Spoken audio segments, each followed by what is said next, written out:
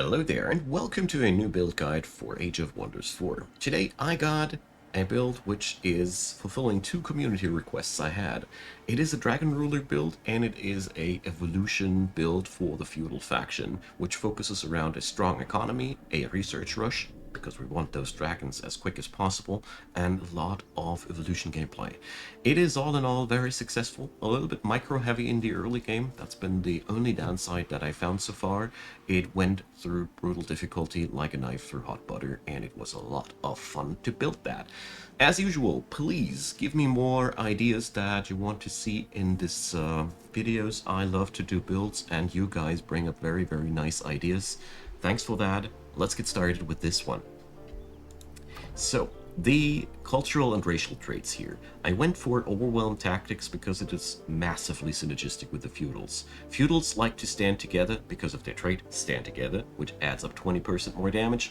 I like to have 20% more crit hit when I do this already. Nothing more to say. It's basically a trait I pick almost every time whenever I play feudals, because it's just that good. The mounts that I picked up here are really good for this build too. Feudals synergize massively good into mounts because you have tier 2 shields on mounts, therefore you have a lot of variability what you can do with these. I went for spiders because the web ability is really good on frontliners. They get almost no punishment for moving up front and spitting in their AoE, therefore I really like it. Honorable mentions go nevertheless to nightmares, unicorns, white wolves. You have a lot of possibilities there. Choose to your own liking. I personally like this one the most because I love CC, and that's what you get when you pick up the spiders. Now, the cultural traits. What I picked here is totally optimized towards research acceleration. We want to have the Dragon Book as fast as possible, and that is helping us. Ancient Wise Ones is fascinatingly powerful. It sometimes leads, though, due to the randomness, to spells that you wouldn't want to focus right from the get-go. Sometimes you get exactly the spell that you want. So it's a bit of a mixed bag, but since we only pick tomes where practically all of the spells are useful for us, there's almost no downside to that one. Could be replaced with mana channelers quite easily, because you can summon a lot, and if you want to go that route, totally recommendable there as well. I just picked this because I want to be fast in science and brutal difficulty. I would recommend nevertheless an astral trait here for the Empire affinity. Runesmiths is the same. I picked this for research acceleration, and also it's quite handy to have an extra rank on your shields and polearms, because your polearms can actually evolve with the feudals, and therefore it's a pretty good synergy. Also, it makes the unit enchantments cheaper. All in all, a powerful trade. Could be replaced with something else you'd like. Both of them actually, because here it is mostly about the science rush. This build would be able to get through the early and mid game without that though, because whenever I play dragons, I love to rush towards the tier 3 tome as quick as possible. That's why I built it that way. Now, let's move on over to the tomes we play. First tome that I picked up here is the Tome of Evolution, because it adds in a ton of goodness for your build. Youthful Rejuvenation is massive. It's not only double as powerful for almost all of your units that you focus around, it also gives resurgence to your evolving units, which basically means the moment you have slapped this on a evolving unit, you can send it to die and you don't need to worry about it. In many scenarios, it is actually better to let them die, because then you get them back with 50% HP. Basically, the moment they drop below 50% HP, slap this on them and send them on a suicide mission. There's nothing to lose. This spell's so good. Slither hatchlings and wyverns are your evolving frontline fodder.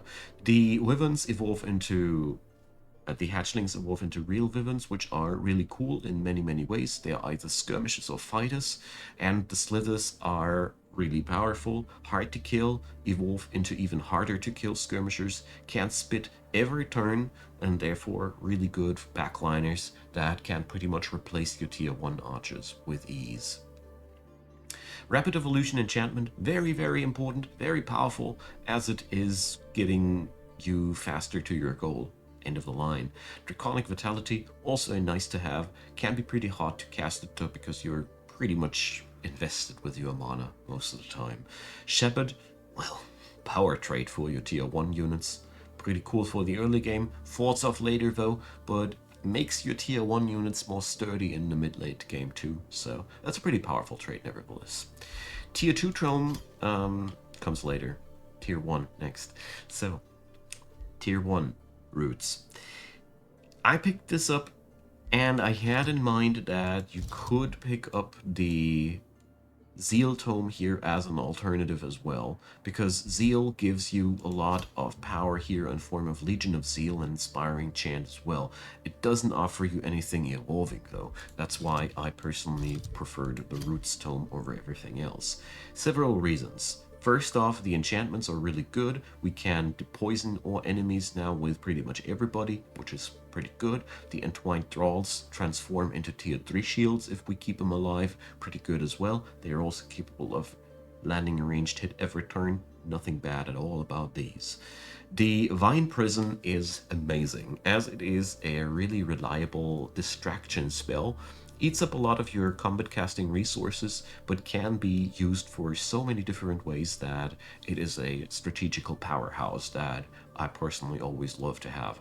Healy Roots is a little bit not necessary in this build. You have many other ways to replace that. Try to avoid to research it if you can.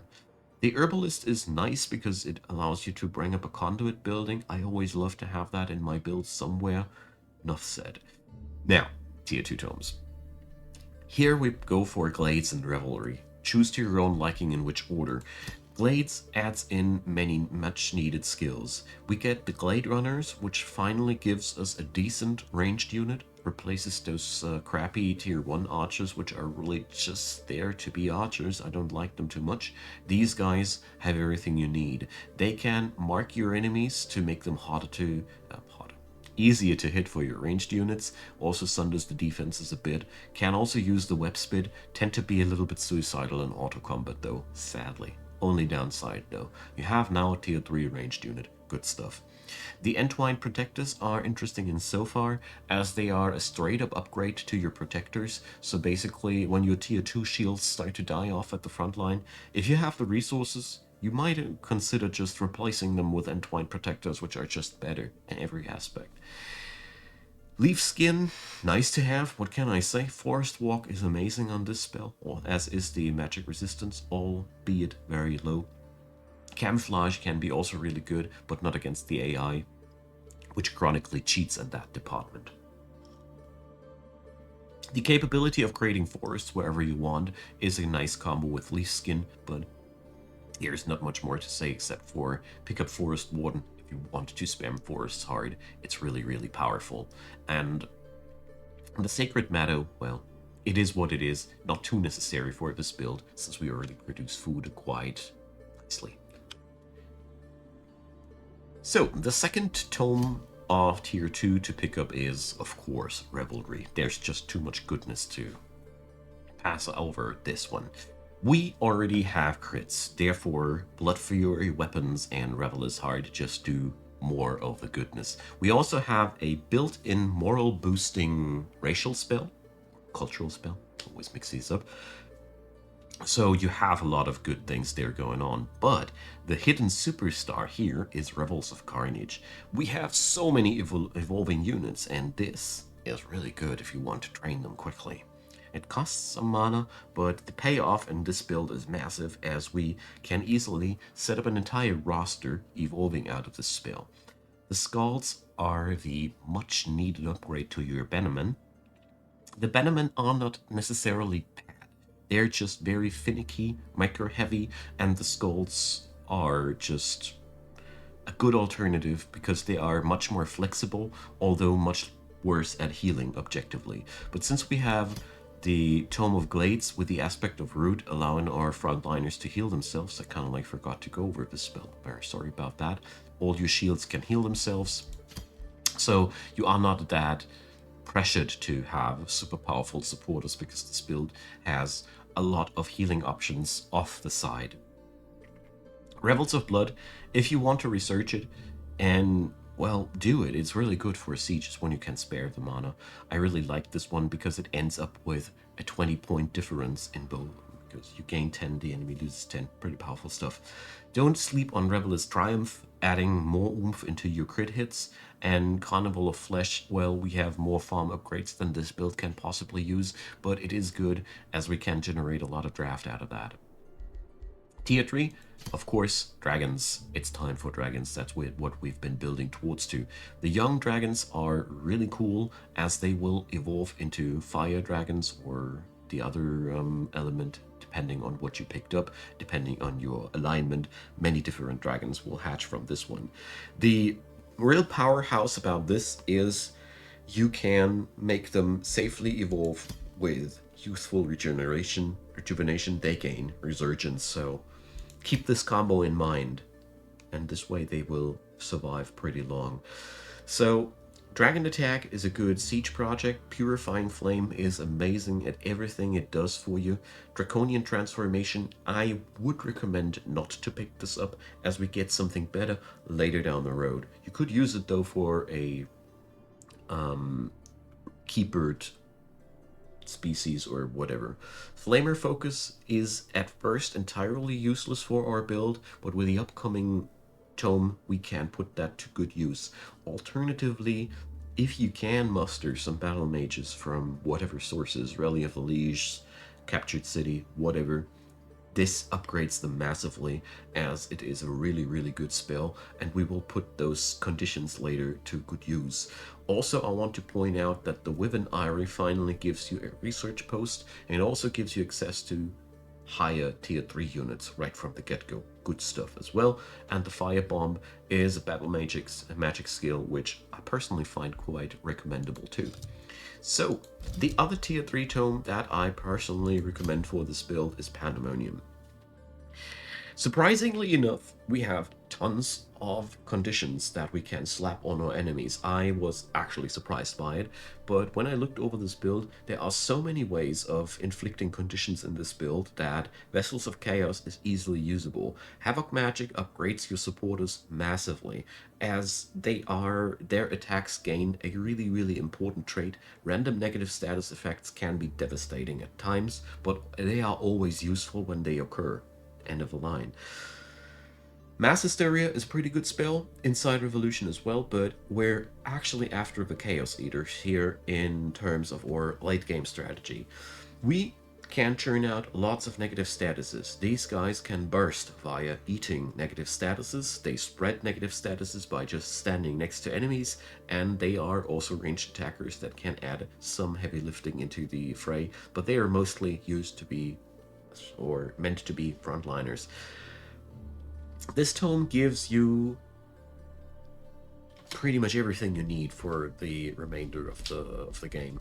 The other tier 4 tomes that I would recommend for this build are after that to go into Chaos Channeling, as that gives you more swarming capabilities, upgrades your battle mages and your supporters even further. Scion of Flame is a really nice minor race transformation in every regard. There's nothing bad at it, especially the Fiery Wake and the immunity to burning is a really cool combo. And Fan the Inferno, pretty good stuff. Golden Horde is amazing, as it has a high probability of churning out evolving units yet again, because, you know, lots of your tier 1 stuff that you can hire. Everything except the archers, basically. Archers and scouts can evolve. Pretty good stuff. And Chaotic Rebuke, when you have battle mages on your roster, really, really nice. And the other tier 4 tome, Paradise, obviously. And that's the major racial transformation I would recommend, as it is much more powerful than the Draconic, but if you like the Draconic more, it is way earlier available. It has the natural regeneration trait, which is massive, as it is a Healy thing every turn in combat as well. Choose to your own liking. You even have 2 of them available. Personally, I'm a big fan of Gaia's Chosen, and the rest of that book is just more of crit hit enhancement, making your cities harder to conquer and your hit cities more happy. It's just very, very good for your build in every regard. The tier 5 tome I would recommend for this build is at the end of the line, the Chaos Lord one, because you have a lot of goodies available there, but choose to your own liking. You can also take the tier 5 nature tome. Okay, that's the tones. Let's move over to the units. My grandma is not grammaring well today, so I'm very sorry about that. Now, tier 1 roster is mostly something you can ignore. Well, let's move on over to the other city here. This one has an animal leader. Well, let's keep that. Archers are not really useful in this build. You will use them early on, but don't invest too much of your money into them as they will slowly get outpaced by everything else in your build. They can evolve, they are weak, they are good at the beginning of the game, but that's pretty much it. Avoid recruiting them because they are pretty much a dead end. The peasant pikeman, though, is where your money is spent at will. They all transform at the end of their career into defenders, so you don't need to recruit any defenders with this build because you just churn out more peasant pikemen and you're happy with that. The really, really powerful thing is that due to the rapid evolution enchantment, they all have the slip away trait. That means if they die, they will be teleported away and gain some healing out of that. This is really good.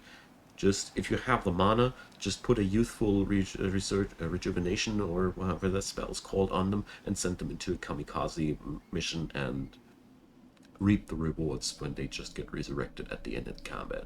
Apart from that, they also gain more experience, which is pretty much why they are that good. They are just 50 gold cheap, so that's a pretty good unit in every single regard. I pretty much love these guys for everything they do and are. Slither hatchlings are pretty much the alternative to your archers. The moment you have them available, forget about archers. They are the much better option to go. They are very powerful. They can attack from afar. They can attack from near. They have also slip away right from the get-go due to the rapid evolution enchantment. You need the signet of knighthood though to give them stand together, which I strongly recommend.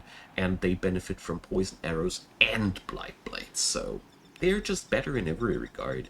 Their ranged attack is almost as strong as the one of these low tier 1 archers, and they are way more mobile, so just enough said.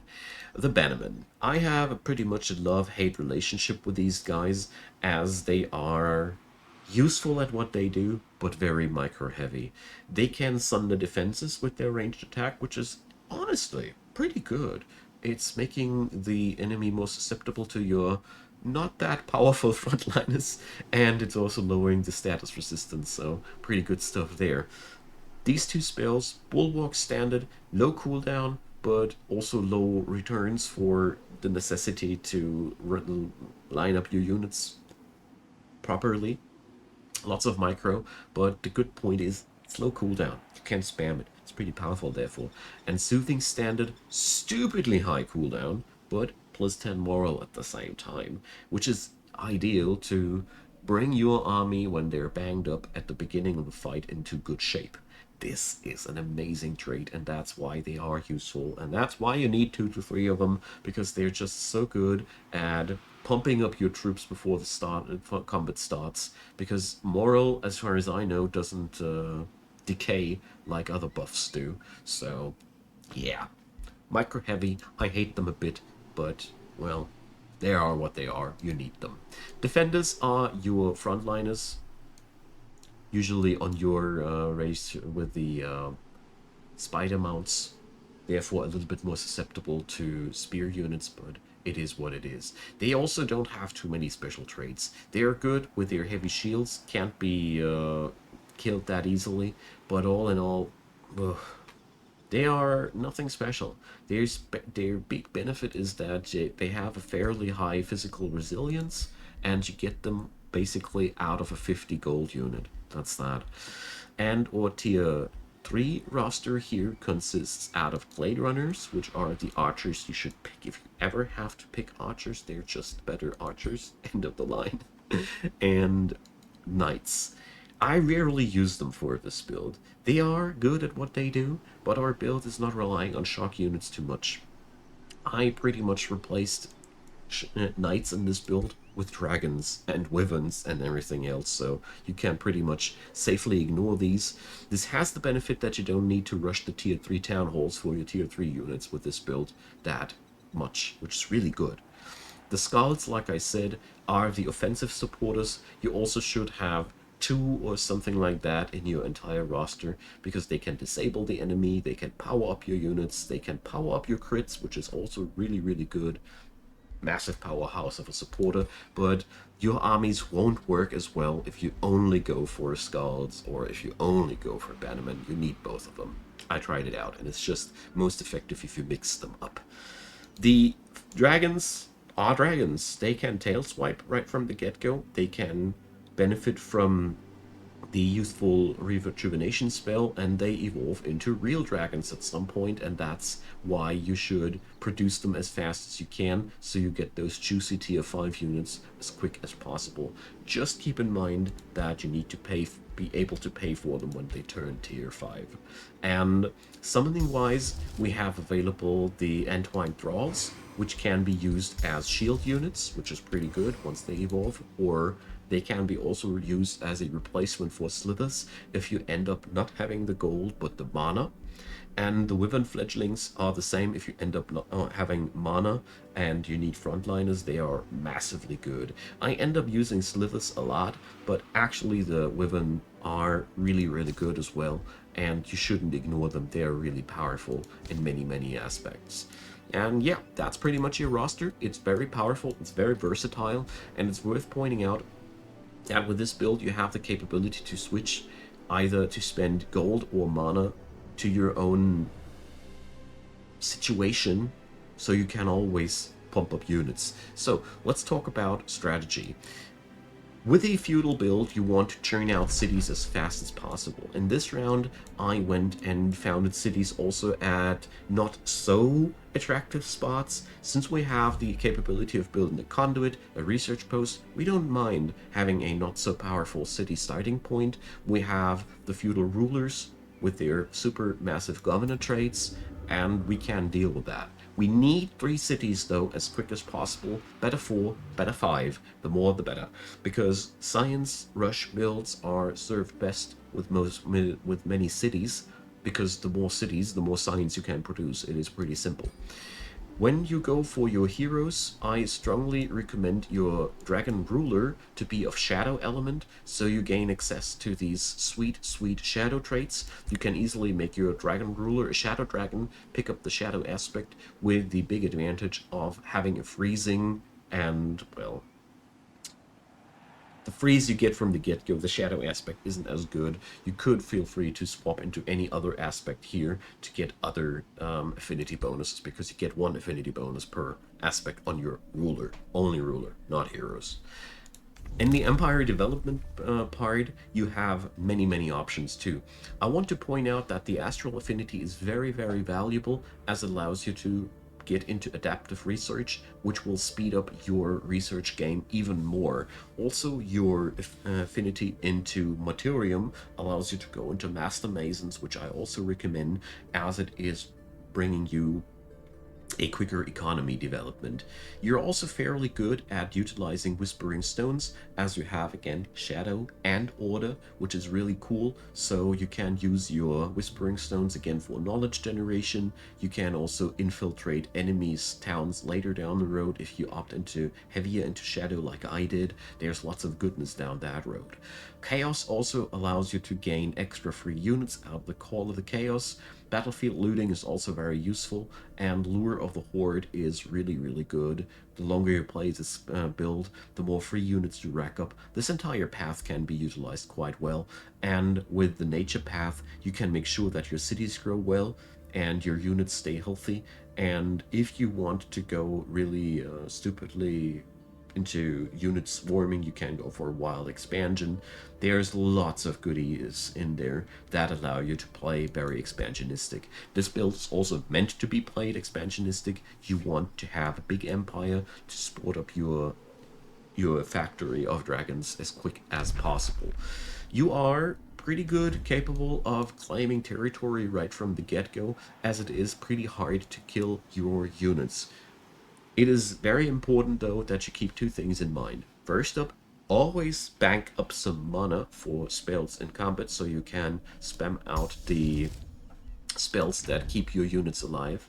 namely youthful rejuvenation first and foremostly, and you have to play cautiously around the units early on that can evolve, because otherwise you will lose important parts of your army. So that means auto-resolving is often really bad in the early game. But it is pretty good later down the road, so feel free to utilize that.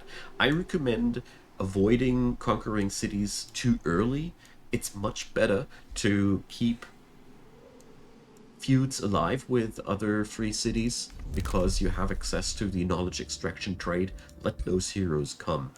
It's much better to found those cities instead of conquering cities with this build at the beginning, especially since we are featuring a bit of order. We can also use vassalizations later down the road a bit better. There's a lot of leeway how you can play this build. You can also play it extremely aggressive and lean totally into the chaos branch. I found that the adaptability of this build is massively powerful.